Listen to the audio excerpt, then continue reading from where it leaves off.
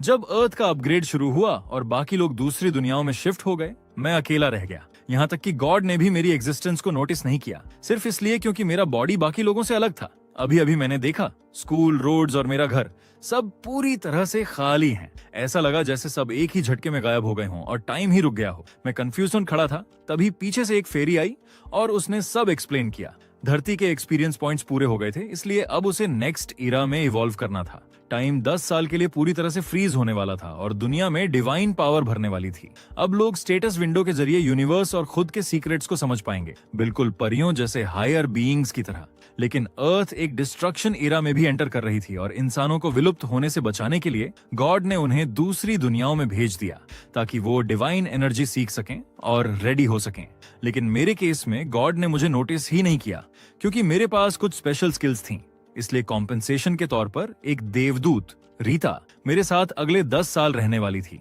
पर अभी अर्थ divine power से खाली थी, तो मैं वो पावर सीख ही नहीं सकता था। मेरे पास सिर्फ एक ऑप्शन था, अपने बॉडी को ट्रेन करना। इस बीच रीता ने मेरी फूड और बाकी बेसिक चीजों का ध्यान रखा।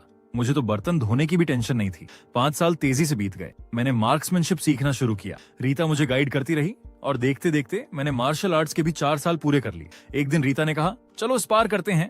मैंने अपनी 9 साल की मेहनत का सारा जोर लगा दिया, लेकिन उसने सिर्फ एक हाथ हिलाया और मैं हार गया। फिर उसने कहा, अब से मैं तुम्हारी स्पारिंग पार्टनर रहूंगी। मैं रेडी नहीं था, लेकिन उसी स्पारिंग में ही पूरा 1 साल बीत गया और फिर वो दिन आ ही गया।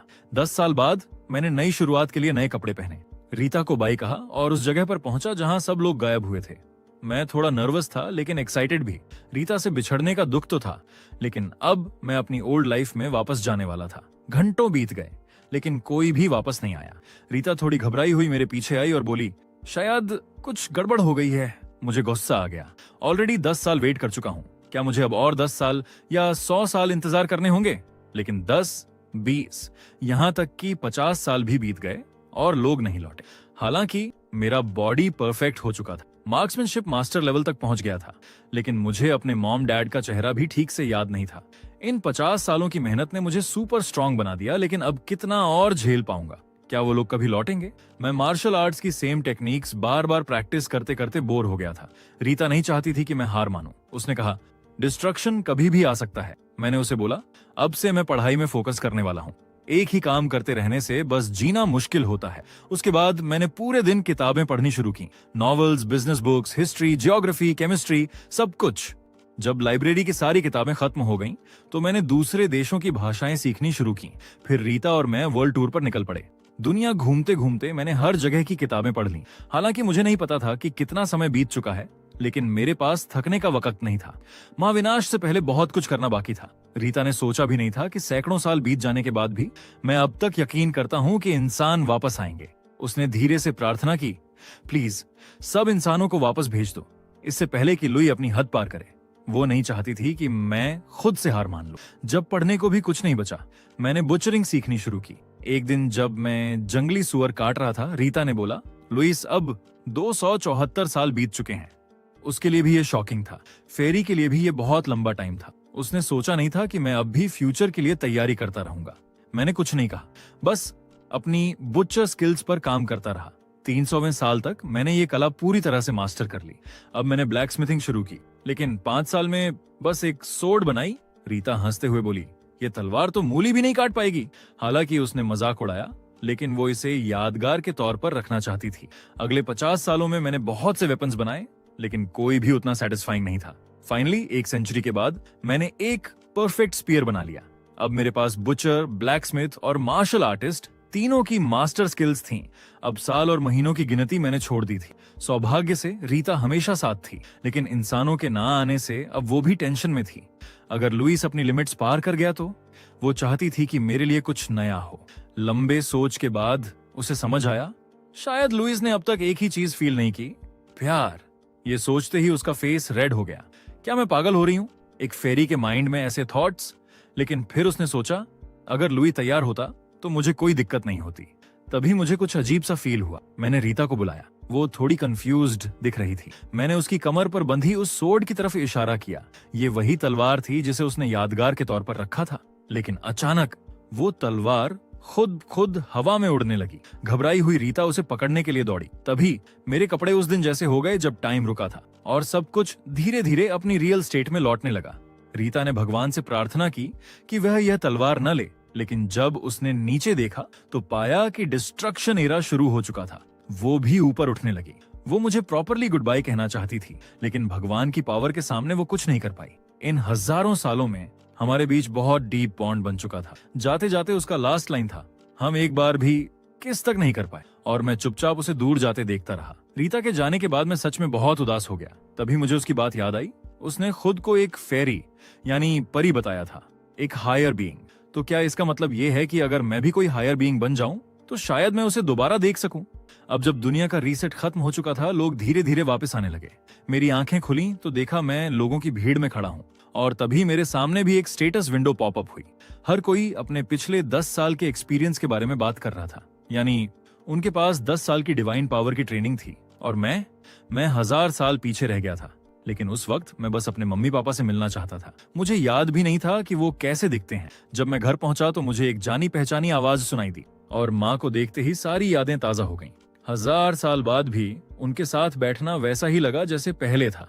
डिनर का सीन बिल्कुल नॉर्मल था, बस एक फर्क था। उनकी बातें अब दूसरी दुनिया के एक्सपीरियंस पर फोकस्ड थी। जब उन्होंने मुझसे पूछा कि मैं कैसा हूं तो मैंने टाल दिया, बस कहा चिंता मत करो। उन्होंने बताया कि ज्यादातर लोग डिवाइन पावर कंट्रोल नहीं कर पा रहे, भले ही उन्हें 10 साल मिल गए। रात में काफी देर तक उनसे बातें करने के बाद मैं अपने कमरे में गया, और तभी देखा मैंने जो भाला 100 साल में बनाया था वो अब भी वहीं रखा था, शायद रीता की वजह से। अच्छा है, अब मुझे मॉन्स्टर्स से लड़ते समय नए वेपन्स ढूंढने की जरूरत नहीं पड़ेगी। मैंने स्टेटस विंडो खोली और देखा कि इस भाले का अटैक पावर 800 पॉइंट्स था। मुझे नहीं पता था कि ये ज्यादा है या कम, इसलिए मैंने ऑनलाइन उन लोगों की दी गई जानकारी खोजनी शुरू की जो दूसरी दुनिया से लौटे थे। मैंने पहले लेवल्स के बारे में जानकारी इकट्ठा की। लेवल 1 से 5 तक नॉर्मल इंसानी स्तर था।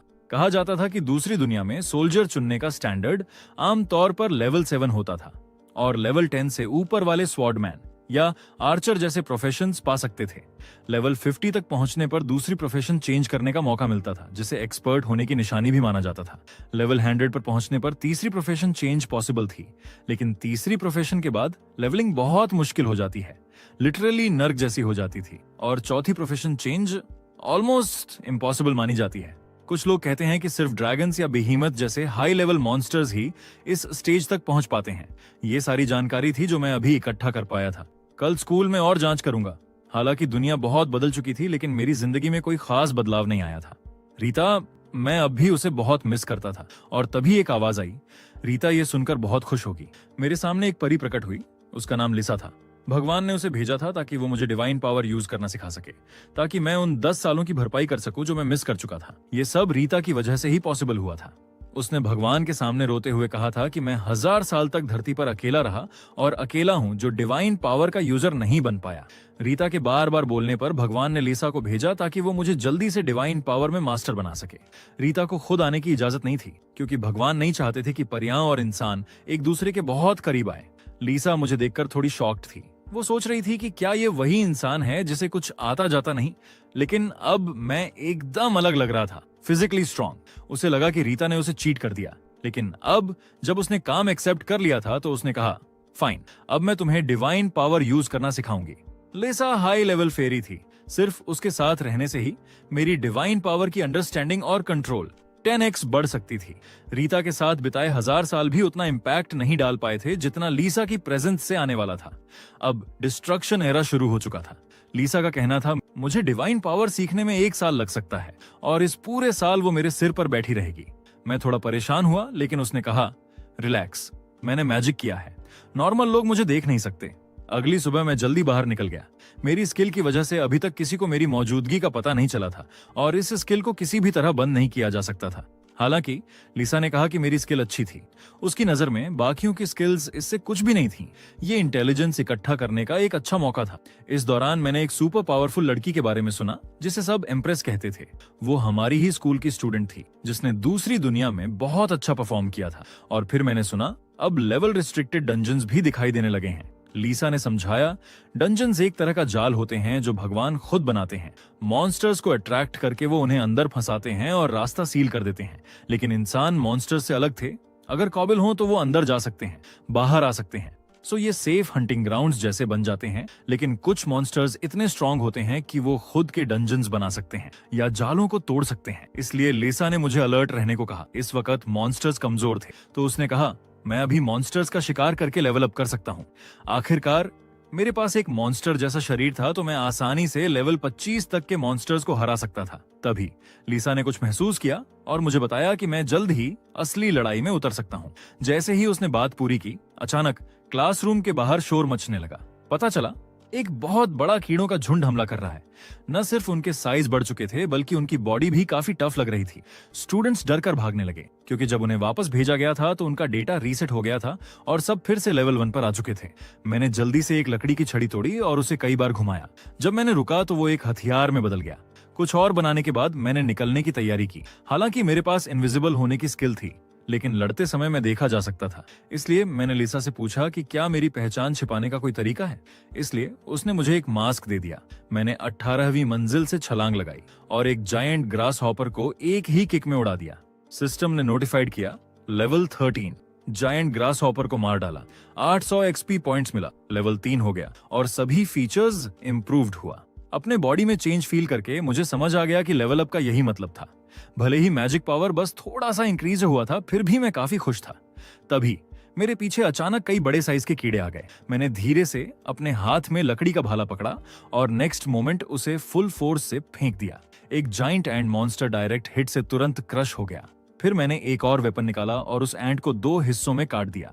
अचानक कई बिग साइज मच्छर भी आ गए। मैंने पहले एक को मार गिराया, लेकिन एक और मच्छर पीछे से चोरी छुपे आ गया और मुझे जोर से जमीन पर दबा दिया। लेकिन मेरे 1000 ईयर ओल्ड बॉडी को उसकी वीक सुई जैसी सूंड से क्या ही नुकसान होता। मेरा बॉडी तो काफी टाइम से ह्यूमन लिमिट से ऊपर था। लास्ट मच्छर से निपटने के बाद ऊपर से एक और ग्रास हॉपर आ गया। उसने अपने पंजे से अटैक किया, लेकिन मैंने इजीली डॉज कर लिया। तभी लिसा ने क्विकली वार्न किया कि और भी मॉन्स्टर्स रीइंफोर्समेंट के तौर पर आ गए हैं और मैं पूरी तरह से घिर चुका हूँ। लेकिन मुझे जरा भी डर नहीं लगा। मैंने अपना वेपन उठाया और पागलों की तरह इन मॉन्स्टर्स को मारना शुरू कर दिया। मेरा लेवल अब 6 तक पहुंच चुका था। लेकिन तभी अचानक आसमान से बिजली गिरी और सारे मॉन्स्टर्स जलकर राख हो गए। मेरे सामने एक लड़की खड़ी थी, मास्क पहने हुए, और उसकी उंगलियों पर बिजली चमक रही थी। जब मैं सोच रहा था कि क्या ये मैजिक था, लिसा ने मुझे ध्यान भटकाने से मना किया। लिसा ने मुझसे कहा, फोकस करो और बाकी बचे मॉन्स्टर्स को जल्दी खत्म करो। मेरे पास वाली लड़की इलेक्ट्रिक अटैक्स का यूज करके धीरे धीरे बाकी बचे हुए मॉन्स्टर्स को खत्म कर रही थी। लगातार ऐसे थंडर अटैक्स करने के लिए उसकी डिवाइन पावर बहुत ज्यादा होनी चाहिए। वो शायद लगातार लेवल अप भी कर रही थी, क्योंकि हर बार जब आप लेवल अप करते हो तो आपका स्टेमिना रिकवर हो जाता है और पॉसिबली डिवाइन पावर भी। वैसे भी ये लास्ट मॉन्स्टर था और इसे मारने के बाद मैं लेवल 7 तक पहुंच गया। जब आर्मी हेल्प के लिए वहां पहुंची तो वहां सिर्फ बॉडीज का ढेर पड़ा था और उनके सामने एक आदमी मॉन्स्टर्स के पीछे के पार्ट्स से चीजें निकाल रहा था। लिसा ने कहा कि क्योंकि मैंने बुचरी सीखी थी, मैं मॉन्स्टर्स की बॉडीज को प्रोसेस करके मैजिक स्टोन्स निकाल सकता था।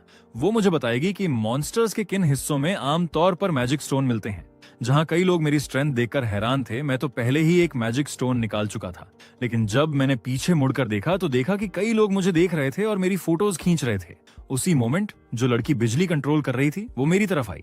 वो चाहती थी कि मैं उसके मॉन्स्टर्स को प्रोसेस करने में हेल्प करूं। यहीं मेरी एम्प्रेस से पहली मुलाकात हुई। उसकी बात सुनकर मैंने मना तो नहीं किया, लेकिन उससे पूछा कि वो इसके लिए मुझे क्या देगी। उसने सीधे सीधे कहा कि अगर मैं बॉडीज प्रोसेस कर दूं तो वो मुझे शवों का 40% दे देगी। ये सुनकर मैं खुशी से मान गया। आसपास के लोगों से मुझे पता चला कि वो लड़की असल में एम्प्रेस ही थी। उसकी पावर उतनी ही स्ट्रांग थी जितनी अफवाहों में सुनी थी। थोड़ी देर में डिसमेंटलिंग पूरा हो गया और एम्प्रेस ने सक्सेसफुली एक मैजिक स्टोन और कई मटेरियल्स कलेक्ट कर लिए। मैंने अपना हिस्सा उठाया और निकलने की तैयारी करने लगा, जबकि बाकी सब लोग अभी भी एम्प्रेस की पावर में खोए हुए थे। लिसा ने कहा कि टेंशन मत लो, क्योंकि फाइट खत्म होने के बाद इनविजिबिलिटी एक्टिवेट हो गई थी और लोगों को अचानक लगा कि मैं गायब हो गया हूँ। हर किसी ने सोचा कि मैं बहुत तेज चला गया, लेकिन असल में मैं उनके ठीक पीछे खड़ा था। हालांकि ये वही सिचुएशन थी जिसे मैं सबसे ज्यादा देखना चाहता था। फिर भी मुझे थोड़ा दुख हुआ। घर लौटने के बाद मैंने जो मटेरियल्स मिले थे उनसे कुछ डिफेंसिव इक्विपमेंट बनाने का प्लान किया, लेकिन शायद आर्मर के लिए मटेरियल्स पूरे नहीं थे। गुड थिंग ये थी कि जो रिस्ट और नी गार्ड्स मैंने बनाए वो काफी अच्छे थे। हालांकि लिसा ने मुझे याद दिलाया कि मॉन्स्टर मटेरियल से गियर बनाना थोड़ा कॉम्प्लिकेटेड होता है और बाद में किसी प्रोफेशनल क्राफ्ट्समैन को ढूंढना ज्यादा रिलायबल रहेगा। पर मुझे इस बात का पूरा भरोसा था, क्योंकि अब धरती पर सबसे बेहतरीन कारीगर शायद मैं ही था। ये देखकर लिसा फिर से चुप हो गई। क्या ये वाकई वही इंसान था जो कुछ भी नहीं कर सकता था, जैसा कि रीता ने बताया था?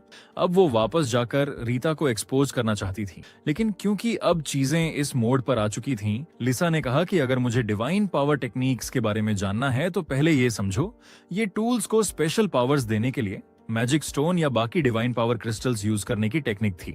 ये कुछ वैसा ही था जैसे अर्थ पर ब्लैकस्मिथिंग होती है, बस ये उससे ज्यादा एडवांस्ड लेवल का था। डिवाइन पावर से स्ट्रॉन्ग इक्विपमेंट बनाने की ये टेक्निक सुनकर मैं एक्साइटेड हो गया और लिसा को पकड़ लिया और उसे सिखाने की रिक्वेस्ट की। मेरे इस सडन एक्शन से लिसा थोड़ा शॉक हो गई। मुझे थोड़ा दूर हटाकर उसने कहा, ठीक है, मैं तुम्हें सिखाऊंगी। फिर लिसा ने कहा कि सीखने से पहले मुझे जरूरी मटेरियल्स और मैजिक स्टोन्स या ऐसे डिवाइन पावर क्रिस्टल्स रेडी करने होंगे जिनके प्रॉपर्टीज मैजिक स्टोन जैसी हों। जब मैंने पूछा कि डिवाइन पावर क्रिस्टल्स क्या होते हैं, तो उसने ड्रैगन के हार्ट्स का एग्जाम्पल दिया, जिनमें बहुत भारी मात्रा में डिवाइन पावर होती है। एक बार जब टूल का प्रोटोटाइप बन जाता है तो मैजिक स्टोन को पीस कर उसकी सरफेस पर लगाया जाता है। ये था सबसे बेसिक डिवाइन पावर इक्विपमेंट। इसके बाद आती थी स्पेशल एबिलिटीज देने वाली टेक्निक। चूंकि मैं डिवाइन पावर कंट्रोल नहीं कर सकता था, अब लिसा को लगा कि मैं शायद ये बना नहीं पाऊंगा, लेकिन मैंने हार नहीं मानी और डिसाइड किया कि पहले ट्राई करता हूँ। ये देखकर लिसा ने मुझे एक नई मेथड भी बताई। वो थी लार्ज क्वांटिटी में मैजिक स्टोन्स यूज करके डिवाइन पावर को मॉडिफाई करना। मतलब मैजिक स्टोन्स या डिवाइन पावर को कंज्यूम करके वेपन्स में फायर या आइस जैसी स्पेशल पावर्स देना। ये ऐसे इफेक्ट्स भी दे सकता था जैसे कि जब वेपन किसी अटैक को ब्लॉक करे तो यूजर का स्टेमिना धीरे धीरे रिकवर हो। किस वेपन में क्या पावर देनी है, ये पूरी तरह कारीगर की इच्छा पर डिपेंड करता था। इसलिए ओवरऑल स्पेशल एबिलिटीज ऐड करने के लिए बहुत स्ट्रॉन्ग डिजायर चाहिए होती थी। तो मैंने इक्विपमेंट बनाना शुरू किया और जल्दी ही रिस्ट और नी गार्ड्स रेडी हो गए। जब मैंने उन पर मैजिक स्टोन पाउडर छिड़का तो स्टेटस विंडो में नोटिफिकेशन आया, डिवाइन पावर टेक्निक्स लर्न्ड। लेकिन क्राफ्टिंग प्रोसेस अभी खत्म नहीं हुई थी, अभी भी कुछ मैजिक स्टोन्स बचे हुए थे।